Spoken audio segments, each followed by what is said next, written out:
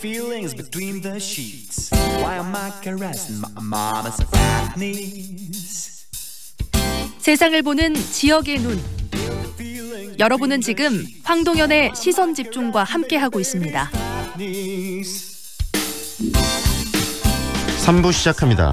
유튜버 같은 뉴미디어들이 우리 생활 속의 중심으로 떠오르고 있는데요. 이런 유튜버 같은 뉴미디어들 굉장히 관심들이 많고요. 또 그 직업을 유튜버가 되겠다라고 말하는 사람이 있을 정도로 굉장히 유튜브에 대한 관심들 젊은 사람들도 많습니다. 그런데 문제는 이런 뉴미디어들이 여러 가지 그 정보들을 소화하는 과정에서 또 왜곡된 정보들, 가짜 뉴스들이 함께 퍼져나가고 있다는 게 문제가 아닐까 싶은데요. 검증되지 않은 정보들이 유포되고 또 방송 채널이 지는 영향력으로 잘못된 소문들이 양상되고 이런 문제들이 반복된다면 우리 사회에 굉장히 좀 왜곡이 심화되지 않을까라는 우려도 있습니다. 관련 얘기 한번 정리해 보겠습니다. 최요한 시사평론가 연결합니다. 안녕하세요. 예, 안녕하십니까. 최유한입니다. 네, 요즘에 유튜브가 가장 대표적으로 표현이 될 수 있을 텐데 일명의 뉴미디어들, 새롭게 1인 미디어들을 비롯해서 미디어들이 굉장히 많이 이렇게 늘어나고 있는 것 같아요. 어떻습니까? 예. 그러니까 유튜브 방송이 등장하기 전에 뭐 뉴미디어라고 한다면은 팟캐스트나 인터넷 방송을 이미 했는데요. 네. 뭐 저도 이제 팟캐스트 방송 지금도 하고 있고 인터넷 방송을 해봤기 때문에 상황에 대해서 조금은 알고 있습니다. 근데 이제 제가 판단하기에는 지금 유튜버들, 그러니까 인터넷 그 유튜브를 활용하는 이 사람들이 보수라기보다는 극우에 가깝다.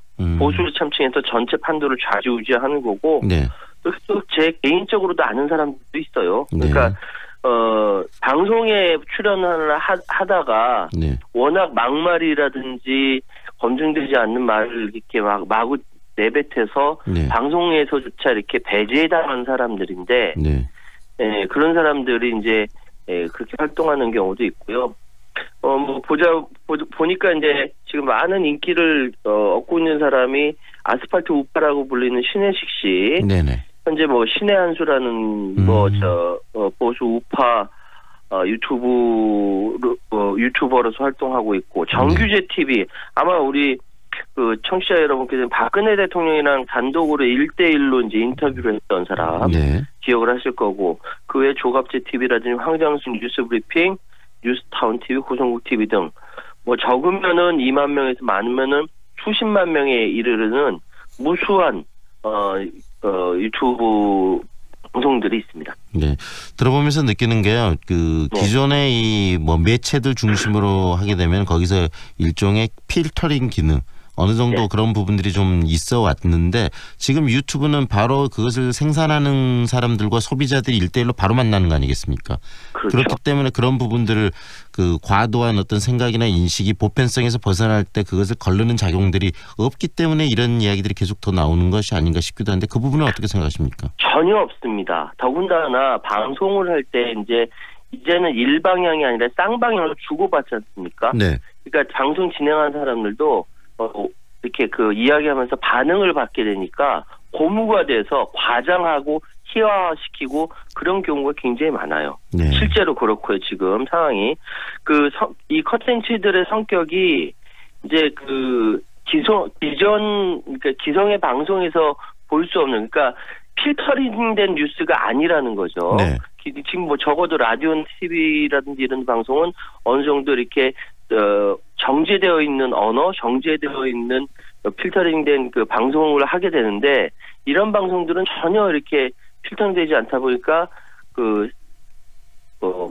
저급한 용어들을 또 많이 사용하게 되고 용어의 저급성도 있고 그다음에 정보의 불확실성도 있는 것이고 불확실성도 있고요. 그런데 그 사람들 그렇게 정보받는 사람들이 그러니까 속 시원하다 뭐 이런 반응들이 있어요. 예를 들어서 신의 한수만 해도 뭐 숫자가 막 30만 가깝고요. 정규제 TV도 30만 거의 가깝고 황장수의 뉴스브리핑 25만 뭐 조갑제 TV도 16만 굉장히 많은 사람들이 그런 그 왜곡된 뉴스 그러니까 여기 정보가 잘못된 부분들이 필터링이 안 된 거죠. 그런 걸 직접 받고 있다는 거고 그 진행자들도 피드백 받아서 또 희화시키고 과장시키고 이런 것들이 많다는. 네, 실은 대중과 이렇게 만나는 뉴스들, 그다음에 매스미디어들이 굉장히 중요하기 때문에 국가적으로 뭐 방송통신위원회나 규제위원회 여러 가지 단체들을 통해서 심의도 하고 그런 부분들이 있는데 지금 유튜버들 중심으로 일어나는 이런 부분들은 심의가 거의 부재한 상태인가요? 어떻습니까?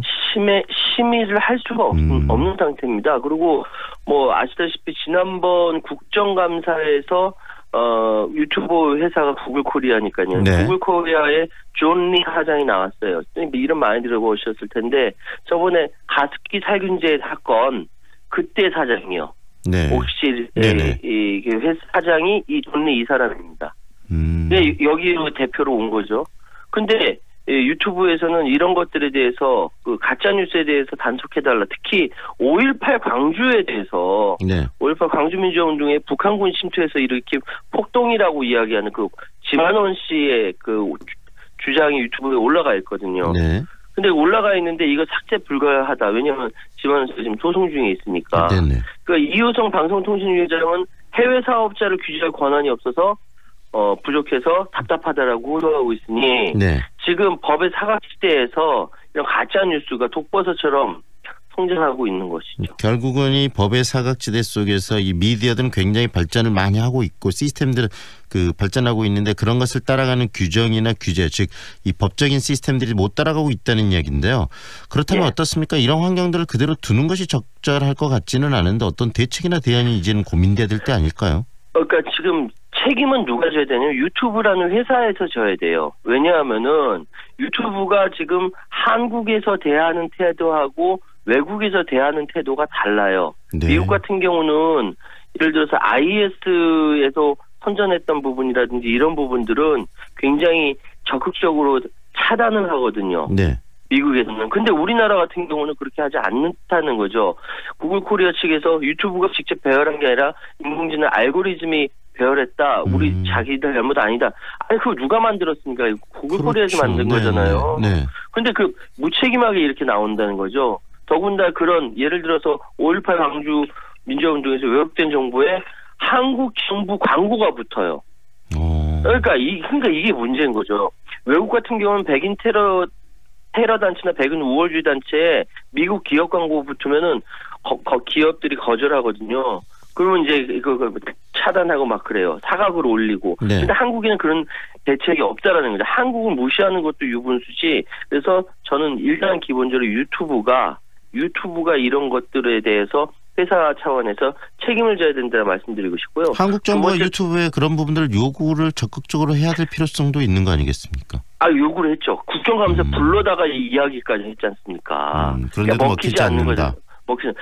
이효성 그 방송통신위원장이 해외 사업자에 대해서 단속할 권한이 없어서 답답하다고 호소할 정도니 한국 정부가 강력하게 했어야 돼요. 그럼에도 불구하고 지금 그 구글 코리아는 한국에 세금도 안 낸다니까요. 돈만 벌어가고. 그러니까 이런 부분들에 대해서 좀 디테일하게 악마는 디테일에 있는 거예요. 이런 부분들에서 디테일 있게 대처를 해야 되는데 그 구렁이 담장 넘뜨리고 얼렁설렁 이렇게 넘어가는 부분들에 대해서 구글 코리아가 한국을 무시하는 건지 몰라도 그리고 한 가지 더 중요한 것은 우리 청취자 여러분, 시청자 여러분, 국민들이 이런 가짜 뉴스에 대해서 가짜 뉴스다라고 적극적으로 이야기를 해야 합니다. 구분하기 쉽지 않습니다. 진짜 뉴스에다가 가짜 뉴스를 섞어버리니까 가짜 뉴스가 되는 거거든요. 근데 이건 정말 철저하게 생각해서 알려내야 되지. 그렇지 않으면 가짜 뉴스가 진짜 뉴스를 잡아먹는 상황이 되어진다.